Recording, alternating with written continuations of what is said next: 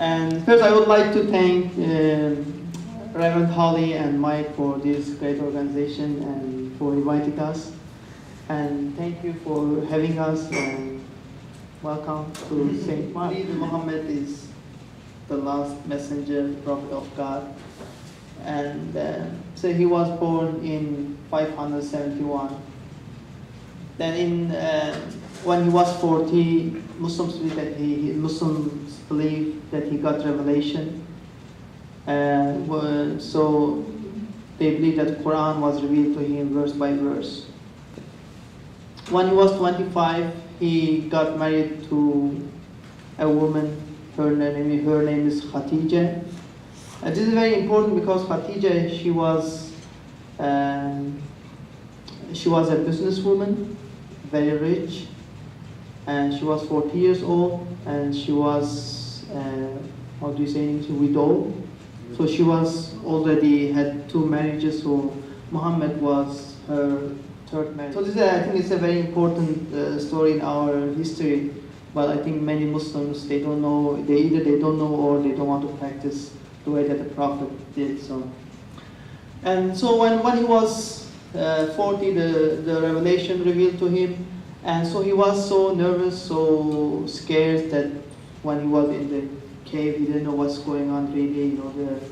The archangel Gabriel came with some revelation. Then he went to his wife Khadija and told him, well, that something happened. The angel came to me, but I didn't know what's going on. I don't know what's happening. And Khadija, as I told, she was very self-confident businesswoman. She told him that she has an uncle. He's Christian, so we can go him and get his advice.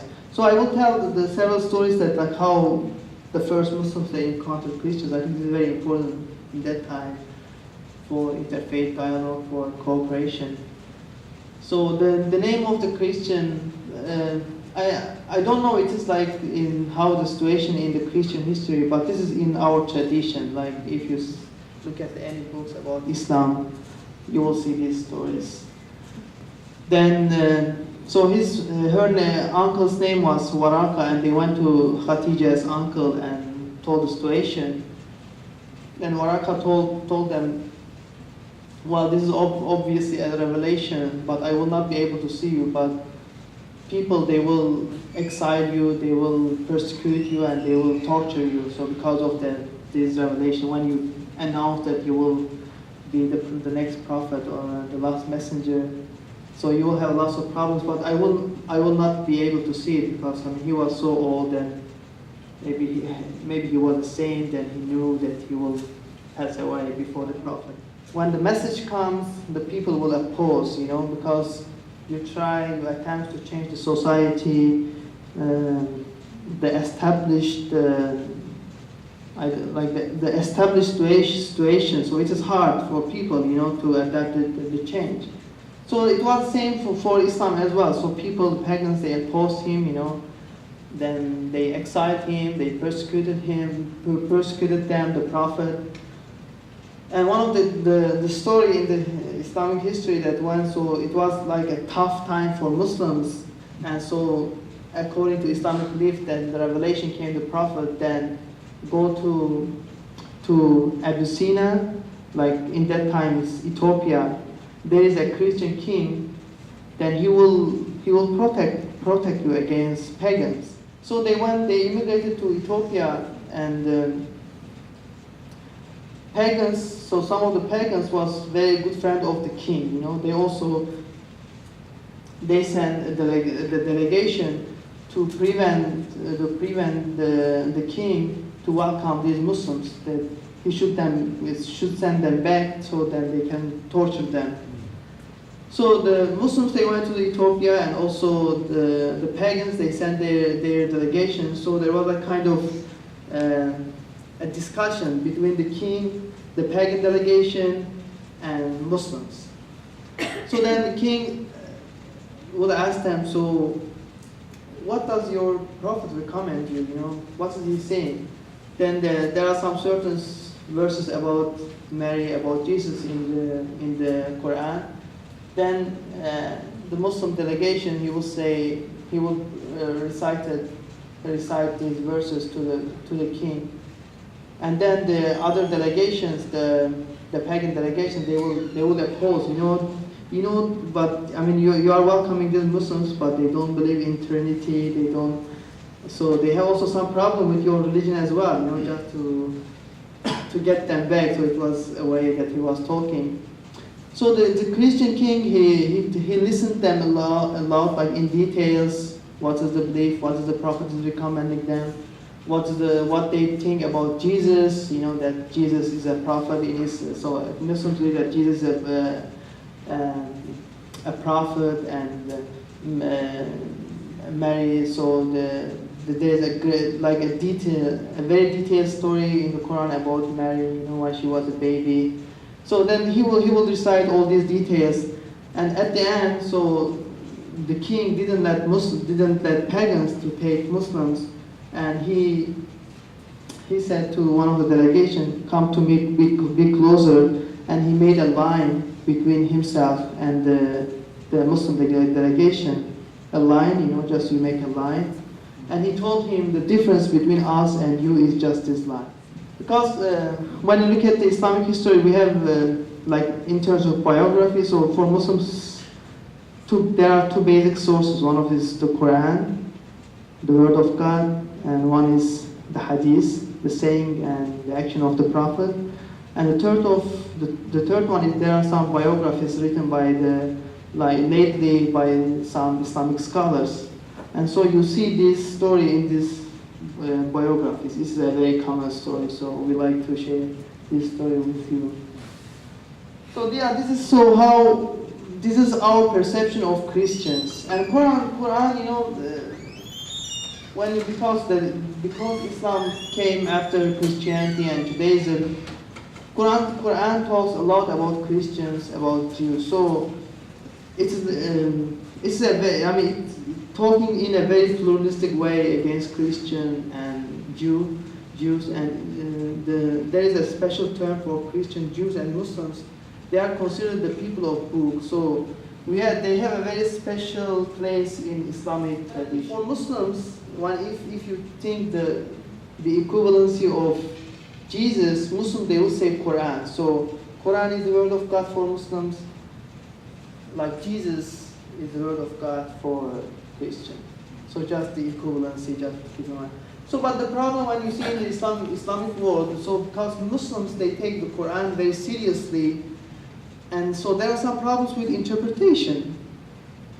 So some people, they will, because there are some verses in the Quran, I mean, you can take these verses in different ways. I mean, so you can, if you want to be violent, you can justify your actions with these verses, or you can be a very peaceful person, a person who is working for the peace by justifying these verses. So this is the problem that currently the Islamic world, or also I think the whole world, is facing. I think this is one of the problems. And to me, one of the problems is that there is so in Islam, in Islam there are two major groups. So one is Sunni Islam, the one is Shiite Islam. So in Sunni Islam there are 4 different schools.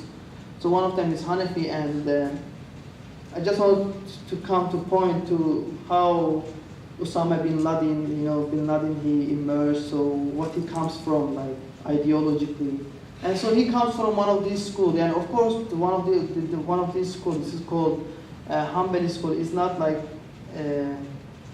extreme, but it can be misused. So that's why he tries to justify his actions through this. But everybody, Muslims, they have dreams like you. They want to have a good future. They want to prepare a good future for their children. They want to have a good job. They want to have a good house. They want to have a good car. This is all we have in their life. Muslims, they don't think, let's go and explore something, destroy people. I mean, I also understand the psychology of Americans, really. I mean, imagine, like, this is a great place to live, I think, America, one of the most beautiful country I have ever been. I mean, I went to the most part of the Europe, East Europe, Middle East, Canada. I went to many countries, but I think America is one of the best countries. And I think Americans, they are the most innocent people I have ever met. They are very sincere people, good people. But I think there is also a danger, like in being sincere, that you can be manipulated very easily. So I remember, so today I just observed what's going on in Reverend Mike's house. They get up very early, they have their newspaper, and in the newspapers, Muslims, terrorism. So, I mean, you cannot blame them. I mean, they have a good life, and if they think, well, there are someone in some part of the world, they want to kill them, they want to destroy their life. So I understand this, like their psychology. But I think we should not be manipulated by the media very much. So, we need to know each other, I mean, if you don't know me, I might be a mystery for you, I might be a threat for you. I know maybe most of you know John Esposito, Professor John Esposito from Georgetown University. I mean, he's like a leading scholar in Islam. He's Catholic, but he's a great scholar. And he wrote a book called Who Speaks for Islam? And in the book, so it is like mostly about Gallup's, statistics. So more than 60% of Americans, they have lots of biases against Islam. They think that Islam is a threat for them, they think Islam is a violent religion. But there are 40% that they think that this is not true, Islam, Muslims, they are good Muslims, they are like us, they like to have fun, they want to have vacation, and they want to have love, this is their life, And but the people, the 40% who think that, well, Muslims are not terrorists, we have good experience with Muslims, at least they met one Muslim in their life. Either they had a Muslim neighbor, either they had a Muslim classmate. So that's why I think, the more you know each other, the more you like each other, or that you can destroy the biases. There is a saying in Turkish language that it is like destroying the biases is harder than making holes in the stone. So really we need to cooperate together, to know each other. I know that I am delighted to say that Christians, or in generally Americans, they are more eager to have cooperation, to have interfaith dialogue compared to Muslims. But still, we need to push it. And I'm happy that Obama, he's doing a lot. Obama administration, he's doing a lot in terms of pushing interfaith dialogue. And now me and Zyneb, we are chaplain at Georgetown University. And so I think they are very much focusing on interfaith dialogue, because I think without Muslims, without Muslims and Christians, it is almost impossible to have peace on earth. They are almost, when Muslims and Christians, they are almost more than half of the world population. So if they don't come to the table, I think the peace will not come to the table. This is what I can say. Thank you so much for that.